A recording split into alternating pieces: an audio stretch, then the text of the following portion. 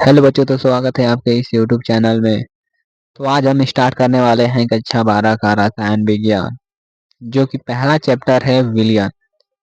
तो इस चैप्टर में हम जानेंगे कि विलयन क्या होता है, विलयन कितने प्रकार के होते हैं, इसकी परिभाषाएं, जितना हो सके आसान से आसान भाषा में इसको समझने की कोशिश करेंगे। आप यूट्यूब पे नए हैं तो आप चैनल को सब्सक्राइब कर लीजिएगा, इससे आने वाली जानकारी आपको पहले मिले। आइए जानते हैं कि विलयन क्या होता है। तो हेडिंग डालेंगे, विलयन क्या है। दो या दो से अधिक पदार्थों के समांगी मिश्रण को विलयन कहते हैं। विलयन दो घटकों से मिलकर बना होता है, पहला विलय, दूसरा विलायक। ठीक, जान लेते हैं कि विलायक क्या होता है। विलयन में जो पदार्थ अधिक मात्रा में होता है उसे विलायक कहते हैं। ठीक है। विलय, विलयन में जो पदार्थ कम मात्रा में होता है उसे विलय कहते हैं। आशा करते हैं कि आपको इतनी बात समझ में आ रही होगी। ठीक है।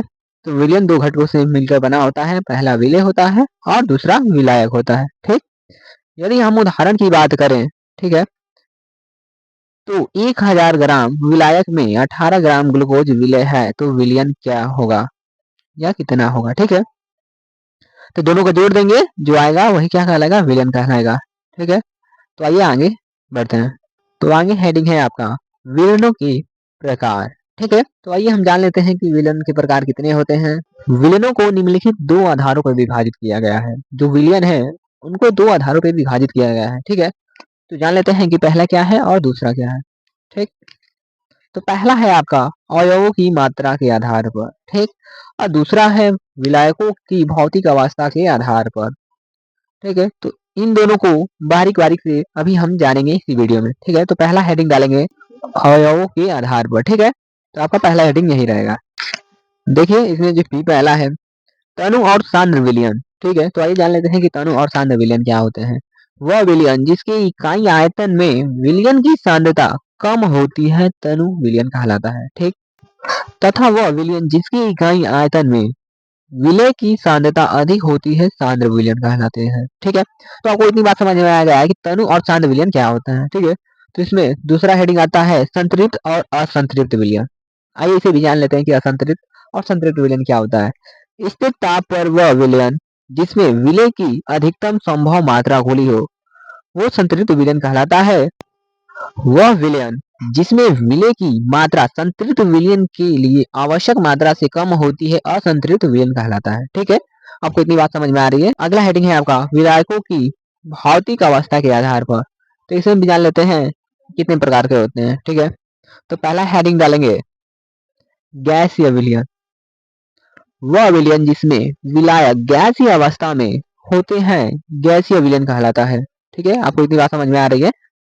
ठीक है। तो अगला हेडिंग डालेंगे इसी में द्रव विलयन। ठीक है।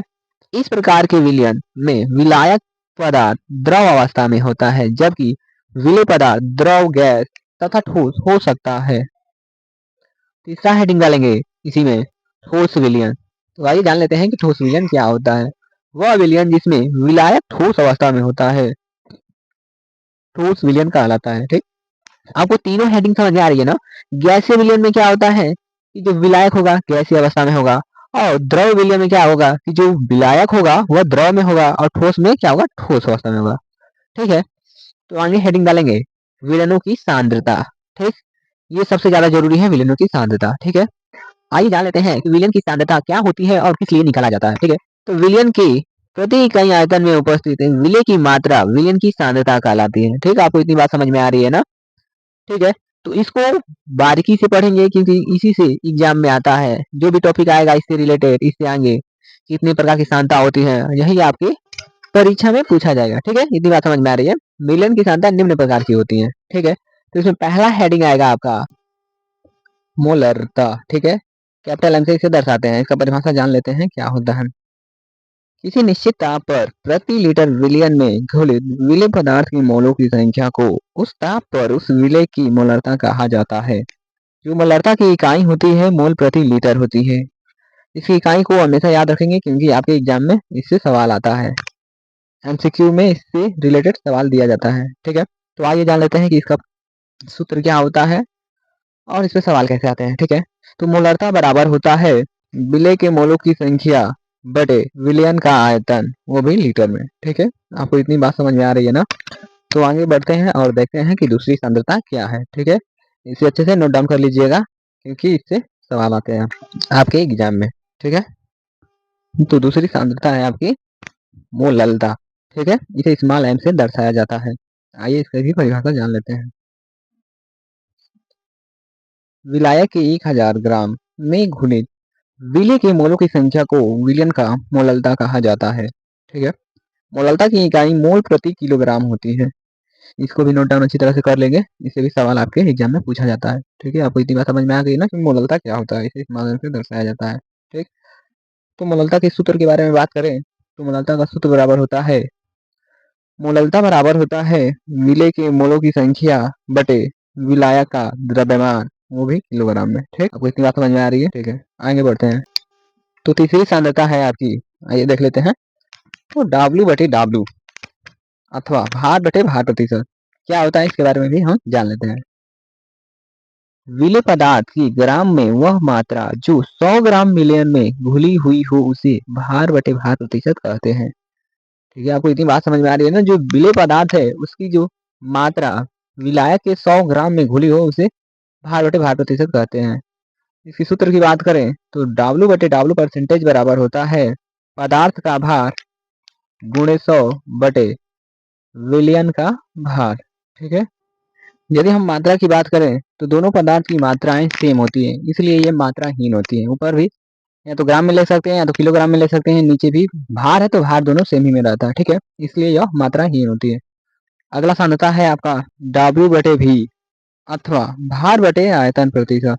ठीक है, इसकी परिभाषा की बात कर लेते हैं। विलेय पदार्थ की ग्राम में वह मात्रा जो 100 मिलियन में घुली हुई हो भार बटे आयतन प्रतिशत कहलाता है। ठीक, आपको इतनी बात समझ में आ रही है कि जो विलेय पदार्थ होता है उसकी मात्रा 100 विलियन 100 ml, मिली का मतलब होता है ml में घुली हो भार बटे आयतन प्रतिशत कहलाता है। यदि इसकी फॉर्मूला की बात करें तो डब्ल्यू बटे भी प्रतिशत बराबर होता है विलेय पदार्थ का भार गुणे 100 बटे विलियन का आयतन। ठीक है, वो भी ml में। इतनी बात समझ में आ रही है? आपको मात्रा भी समझ में आ गया, ग्राम प्रति ml। तो आशा करते हैं कि आपको चारों सांद्रताएं समझ में आ रही होंगी। ठीक है, तो अगला सांद्रता के बारे में चर्चा करेंगे और यही लास्ट रहेगा क्योंकि वीडियो लंबा ना हो। तो पांचवी और लास्ट सांद्रता है आपकी भी बटे भी अथवा आयतन बटे आयतन प्रतिशत। ठीक है, तो इसकी परिभाषा के बारे में हम लोग चर्चा कर लेते हैं। विलेय पदार्थ की मिली में वह मात्रा जो 100 मिली विलियन में घुली हो उसका आयतन बटे आयतन प्रतिशत कहलाता है। ठीक है, आशा करते हैं कि आपकी परिभाषा समझ में आ रही होगी। ये सभी परिभाषाओं को नोट डाउन कर लीजिएगा, बोर्ड के लिए सॉरी इंटर के लिए बहुत जरूरी है। तो आइए इसका फॉर्मूला के बारे में बात कर लेते हैं। तो भी बटे भी प्रतिशत बराबर होता है विलेय पदार्थ का आयतन गुणे 100 बटे विलियन का आयतन। ठीक है, आपको इतनी बात समझ में आ ही रही होगी कि दोनों मात्राएं समान है, ऊपर भी आयतन है नीचे भी आयतन है, तो इसीलिए आयतन बटे आयतन प्रतिशत की कोई मात्रा नहीं होती है, ये भी मात्रा हीन होती है। ठीक है, तो आज के लिए इतना ही, मिलते हैं नेक्स्ट वीडियो में इसके नेक्स्ट पार्ट को लेकर। ठीक है, तो आप लोग इसे अच्छे से नोट डाउन कर लीजिएगा और घर बैठकर तैयारी करते रहिएगा। ठीक है, आशा करते हैं कि आपको समझ में आ रहा है।